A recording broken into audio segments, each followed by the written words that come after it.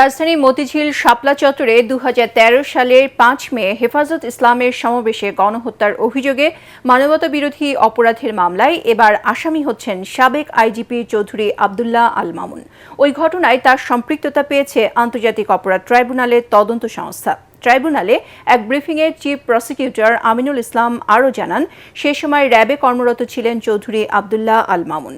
এ মামলায় যাদেরই সম্পৃক্ততা মিলবে তাদেরই আইনের আওতায় আনা হবে। শাপলা চত্বর হত্যাকাণ্ড মামলায় সাবেক প্রধানমন্ত্রী শেখ হাসিনার সাবেক আইজিপি AKM শহীদুল হক, সাবেক সেনা কর্মকর্তা জিয়াউল আহসান, সাবেক ডিআইজি জলিল মণ্ডল সহ প্রায় 30 জনের বিরুদ্ধে তদন্ত চলছে। শিগগিরই তদন্ত প্রতিবেদন দাখিল করা হবে বলেও জানান চিফ প্রসিকিউটর।